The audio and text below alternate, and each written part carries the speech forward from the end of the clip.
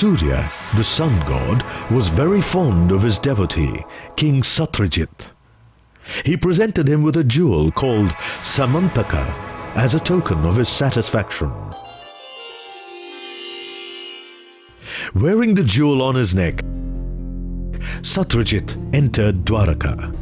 He shone as brightly as the sun itself, and thus he went unrecognized because of the jewel's brilliance. As the people looked at Satyajit from a distance, his brilliance blinded them. They presumed he was the sun god Surya and went to tell Lord Krishna, who was playing dice.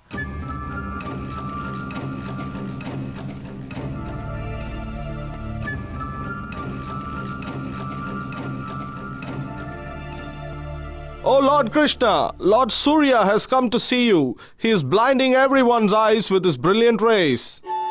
This is not the sun god Ravi, but it is Satyajit, who is glowing because of his jewel. King Satyajit entered Krishna's palace, festively executing auspicious rituals.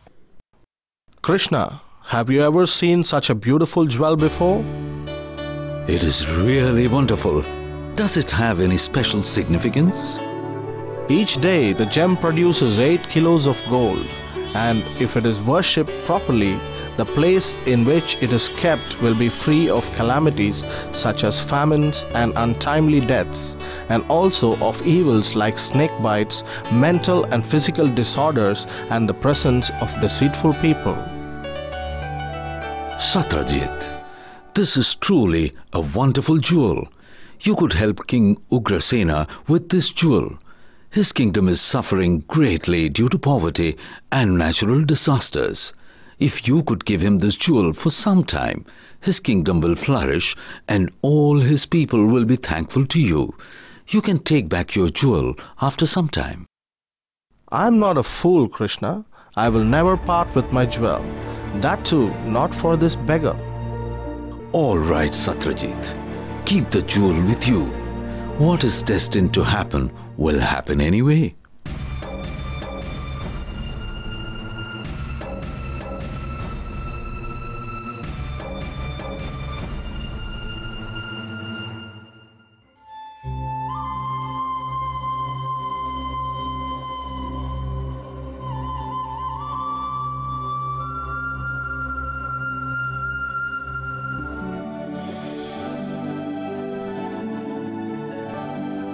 Once Satyajit's brother Prasena hung the brilliant jewel about his neck, mounted a horse and went hunting in the forest.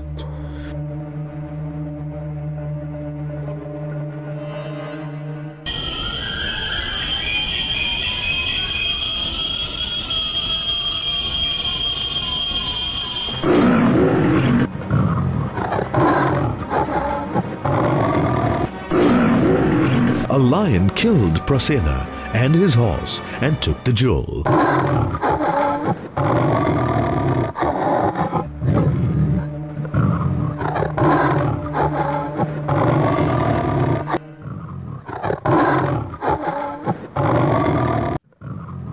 When the lion entered a mountain cave,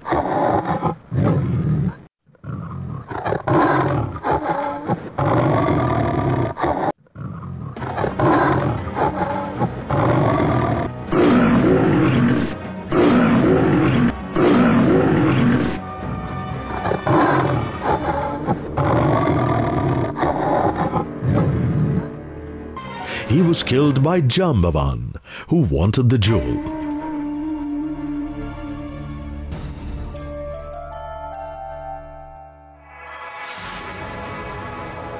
Jambavan gave the jewel to his son as a toy to play with. Meanwhile, when Satyajit saw that his brother still had not returned, he began to get very worried. Krishna killed my brother because he wanted the jewel that he was wearing. I will kill Krishna and prove this. When people heard this, they began spreading rumors amongst themselves. When Lord Krishna heard this rumor, he decided to salvage his reputation. So he took some of Dwaraka's citizens with him and set out to retrace Prasena's path. In the forest, they found Prasenna and his horse, both killed by the lion. The Lord stationed his subjects outside the terrifying, pitch-dark cave of the King of the Bears, and then he entered alone. Lord Krishna saw a child playing with the precious jewel. Determined to take it away, he approached the child. When the child saw him, he began crying out in fear. Hearing the child's cries, Jambavan came running. Who are you? If you have come to do anything to this child, then I will have to kill you. Don't be foolish. Listen to me and then speak. I don't want to listen to anything. I am going to finish you once and for all. The two fought furiously in single combat, each determined to win.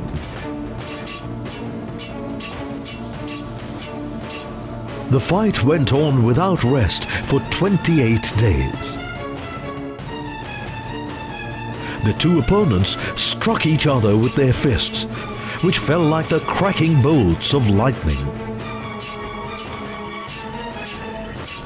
Although Jambavan tried with all his might, he could not defeat Lord Krishna. Finally, he understood whom he was fighting against. I now know that you are Lord Vishnu, the supreme all-powerful controller, the creator of the universe. You built a great bridge and burned down the city of Lanka. Your arrows severed the heads of Ravana. You are my Rama. Tears began flowing from Jambavan's eyes. Jambavan, it is for this jewel that we have come to your cave. I intend to use the jewel to disprove the false accusations against me. You will be blessed for all your righteousness. Please do not feel bad. Jambavan happily honored Lord Krishna by offering him his maiden daughter Jambavati together with the jewel. Lord Krishna, achieving his purpose, returned to Dwaraka in the company of his new wife. Wearing the Syamantaka jewel on his neck, the people of Dwaraka were jubilant to see the Lord.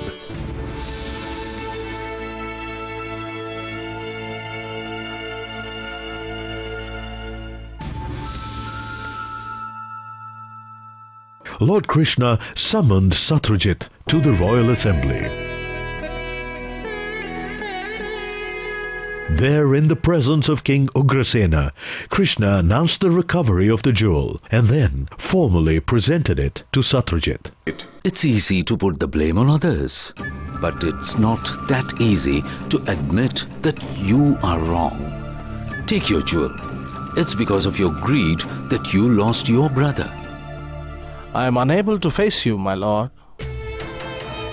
Hanging his head in great shame, Satyajit took the gem and returned home, all the while feeling remorse for his sinful behavior. How can I cleanse myself of my contamination? And how can I make Lord Krishna happy with me? What can I do to regain my good fortune and avoid being cursed by my subjects for being so short-sighted and foolish? I shall give my daughter, the jewel of all women, to the Lord, together with the Syamantaka jewel. This is the only way to pacify him. King Satyajit personally arranged to present Lord Krishna with his fair daughter Satyabhama and the Syamantaka jewel. The Lord married Satyabhama in the proper religious fashion.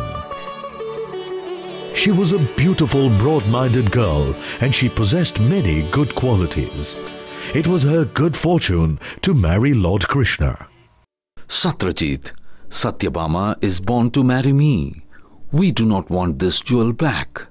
You are the sun god's devotee. Let it stay in your possession. We will also enjoy its benefits. Krishna gave back the jewel to Satyajit. The people of Dwaraka enjoyed the wedding of Krishna and Satyabhama.